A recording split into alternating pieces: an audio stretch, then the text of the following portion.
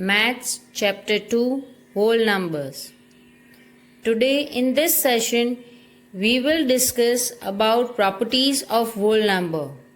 When we look into various operations on numbers closely, we notice several properties of whole numbers. These properties help us to understand the numbers better, and they make calculation under certain operation very simple. So let's have a look at the properties of whole number. Closure property. Closure property on addition for whole number. Let's understand this through example. 0 plus 2 equals to 2. Here 0 and 2 are whole number. And the result is 2. 2 is also a whole number. 1 plus 3 equals to 4. Here 1 and 3 is whole numbers. And the result 4 is also a whole number. 5 plus 6 equals to 11. Here 5 and 6 both are whole numbers. And the result 11 is also a whole number. So we can say that the sum of two whole numbers is also a whole number. So we can say that whole numbers are closed under addition. Closure property on multiplication for whole number. That means the product of two whole number is also a whole number. 0 into 2. 0 and 2 both are whole number and the product is 0. 0 is also a whole number. 1 into 4. 1 multiplied by 4. The answer is 4. The product is 4. Here 1 and 4 both are whole numbers. So we can conclude that whole numbers are closed under multiplication. Closure property on division of whole number. Let's understand this through examples. 2 divided by 1 equals to 2. Here 2 and 1 both are whole number and the result 2 is also a whole number. But what about 1 divided by 2? Here we will not get whole number as an answer. 0 divided by 2 is 0. But what about 2 divided by 0? The division by 0 is undefined. Here we can say that whole numbers are not closed under division. In short, we can say that if A and B are any two whole numbers, then A plus B and A into B are also whole number.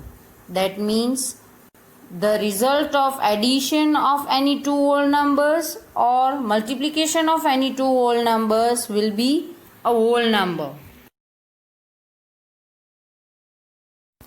Now let's understand commutative property. Commutative property on addition for whole number. Let's understand this through example. 0 plus 2 or 2 plus 0. The answer will be 2 only. That means we can add two whole numbers in any order. So whole numbers are commutative on addition. Next is commutative property on subtraction of whole number. Let's understand this through example. 5 minus 0 equals to 5, but 0 minus 5 equals to, here we will get answer in as negative number. Minus 5 will be the answer. That is not a whole number. So we cannot do subtraction in any order.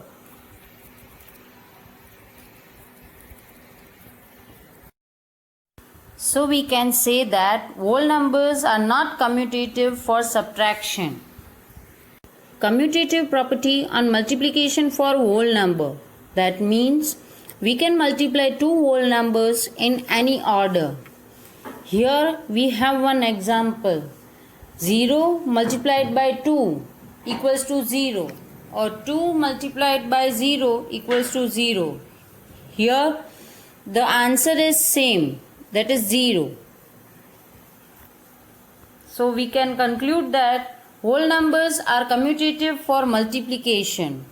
We can multiply two whole numbers in any order.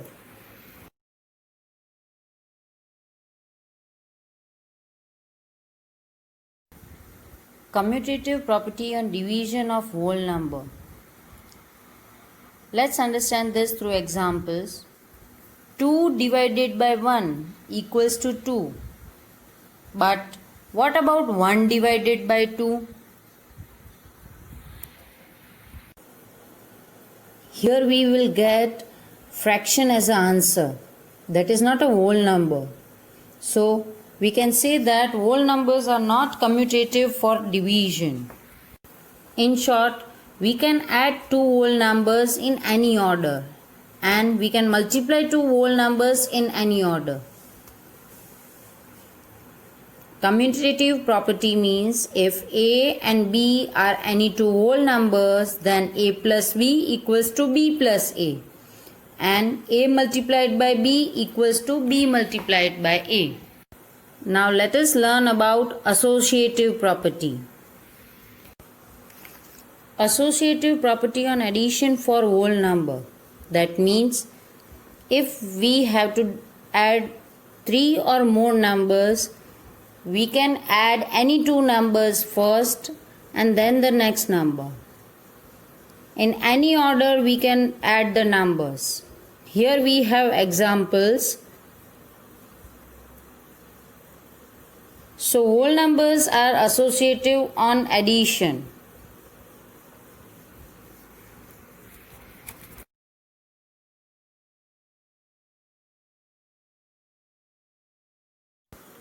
Associative property on multiplication for whole number.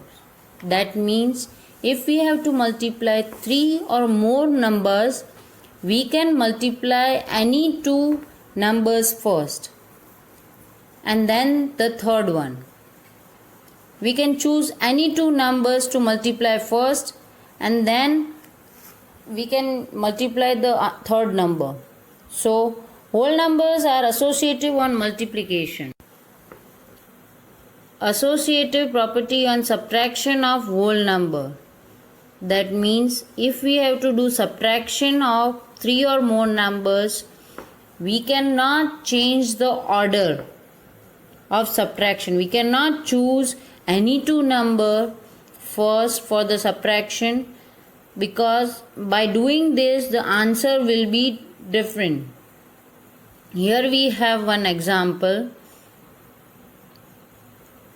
So we can say that whole numbers are not associative on subtraction.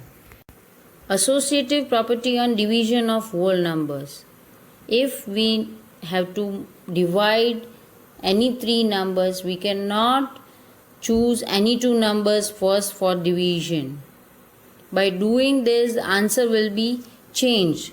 So whole numbers are not associative on division.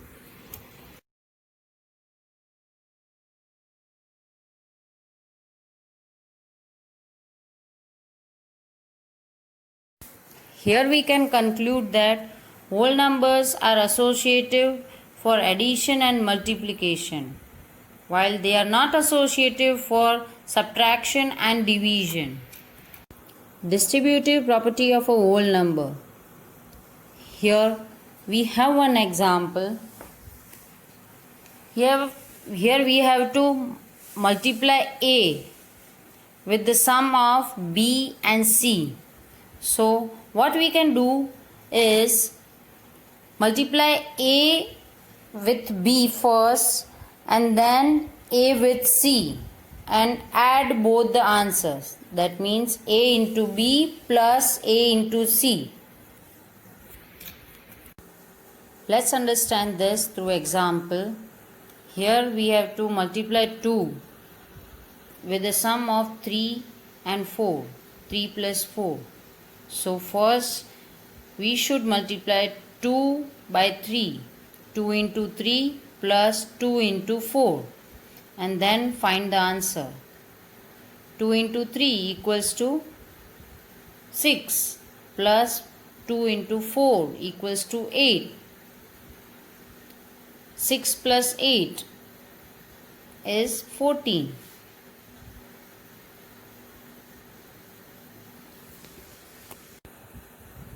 Additive identity. If a is any whole number, then a plus 0 equals to a. That means if we add 0 to any number, any whole number, we will get that whole number as a result. 2 plus 0 equals to 2. 0 plus 3 equals to 3. Multiplicative identity.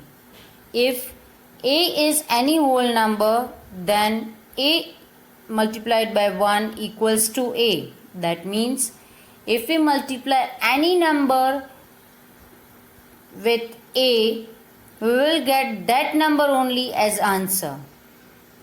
1 multiplied by 1, the answer is 1.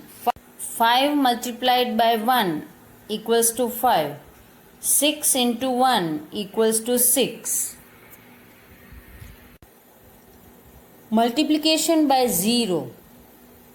What happens if we multiply any number with 0? We will get 0 as an answer. If a is any whole number, then a into 0 equals to 0. Here we have some more examples. 1 into 0 equals to 0. 5 into 0 equals to 0. Here we can conclude that if we multiply any whole number with 0, we will get 0 as a product. And the last one is division by 0. If a is any whole number, then a divided by 0 is not defined.